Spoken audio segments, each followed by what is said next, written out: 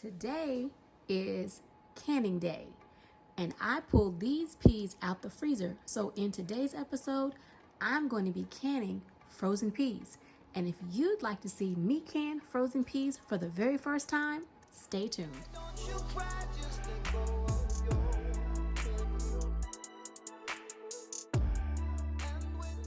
These peas are partially thawed. I'm going to get them in the bowl right here, get them thawed the rest of the way, get them in the jars, and get them in the canner. So let's open up these peas and get them rinsed off. I hope you all don't hear any noise in the background. If you do, I apologize. I have a neighbor who has decided to cut their grass.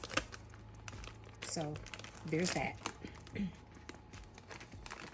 So as you can see, the peas are still partially frozen. So I'm going to place them in the bag, in the bowl. I'm sorry. I'm thinking about the bag.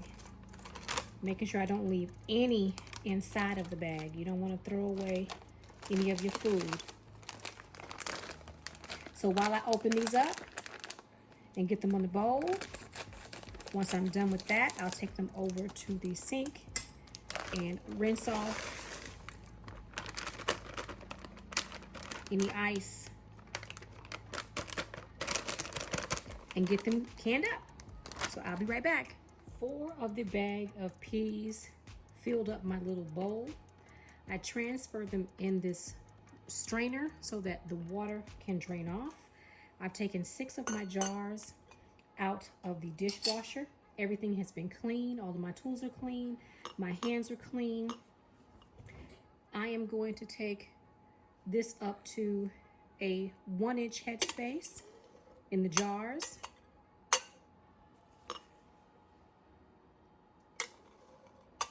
And I'm not sure how many jars I'm going to get out of these 8 bags of peas. But to get them out of the freezer, as you've noticed, they were in the freezer a little bit longer than they should have been. But that's okay. They're still good to eat.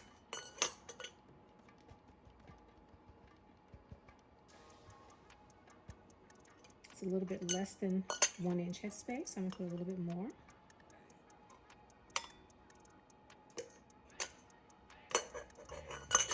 I don't like how that one looks, so I'm going to take him out. He's a little bit browner than I would like.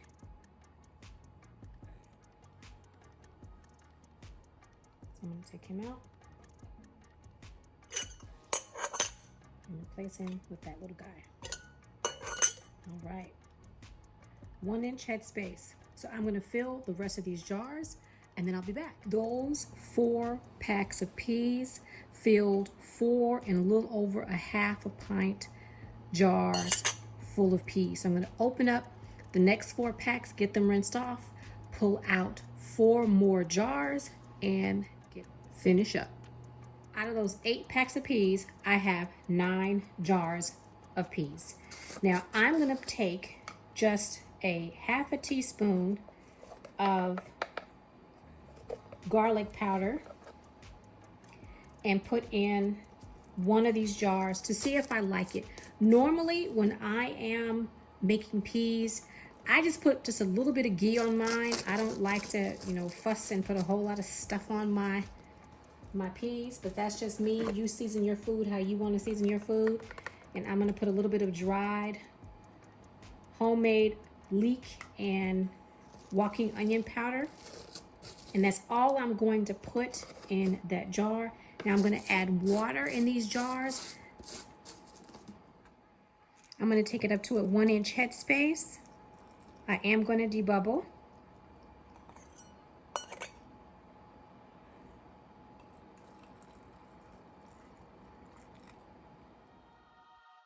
Now it's time to debubble. I may need to add more water.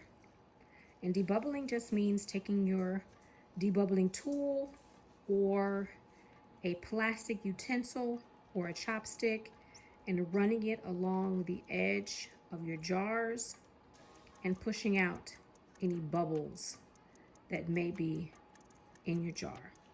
And if the water level drops lower than a 1-inch headspace, I'm sorry, yeah, 1-inch headspace, then you add a little bit more water. Now I'm going to debubble all of these, and if I need to add more water like I do in this first jar, I will go back and I will add the water once I'm done debubbling all of them.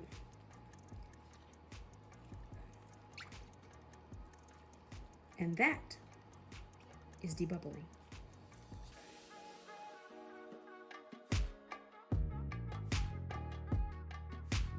I don't think I've ever shown you what debubbling looks like up close. So let's see if you can see any bubbles release. See those bubbles? Can you all see that? All those bubbles releasing?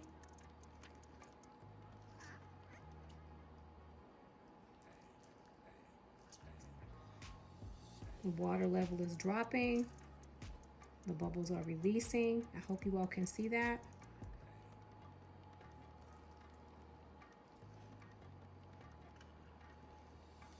There was bubbles there. Hope you all could see that. Bubbles. You want to get all those bubbles out. Those bubbles can cause issues. I don't like that bean right there, so I'm going to fish that out with a spoon. He is not favorable looking, so I'm going to get him out of there. I missed him. You want to make sure that all beans, all peas that don't look good, they are looking old or just don't look good. You know what I hope you know what a bean looks like when it doesn't look good. As you can see here, this one's small, it's discolored. This one's nice and green. So you want to get him out of there. And that's debubbling. So I'm going to go around and I'm going to add more water to my jars. Then we're going to wipe the rims with vinegar and get them in the can. It looks like you have more product in one jar than in another. You just take some of that product out and you share it along with other jars. That way you don't have more food than's required in your jars. This is a 1-inch headspace, so I need to have 1-inch headspace. Just like that. You just move the beans around, making sure you have a 1-inch headspace in your jars. Now I have my paper towel. Let me grab my vinegar bottle, which is way over there. Okay, got my vinegar bottle. I'm going to put vinegar on this paper towel. And I'm going to wipe my rims of my jars, paying close attention to make sure that the rims don't have any cracks, chips, dings, or anything that could prevent them from sealing. I'd already checked my rims. They were fine. But I'm showing you here me doing this. Now, those only have water in them, so there isn't going to be anything other than the possibility of food showing up on the rim. And so far, no food showing up on the rims of the jars. Jars are clean. No cracks, no chips. Now here is the jar that has the seasoning in it. Making sure I get that really well, just in case it did have some seasoning on it. And so far, nothing. Now I've washed my lids and my rings. I'm using 4 jars today. So I'm just gonna place them on my jars. Now I don't have to place these any particular way. I'm particular when it comes to my jars. If my jars have writing on them, I need for my lids to be facing in the same direction as the writing. That's just me and my neurotic behavior. I'm okay with that. And then make sure that your lid is on securely, sitting straight on your jar, fingertip tight. Just like so. Move that over a little bit. That's gonna bug me. Now I use my finger to hold the lid down because sometimes the lid will move as you're putting your ring on. But that's what I do.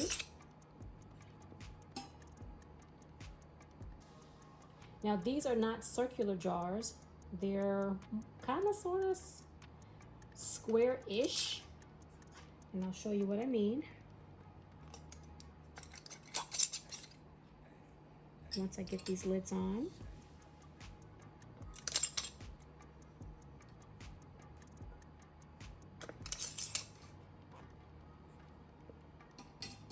Last one.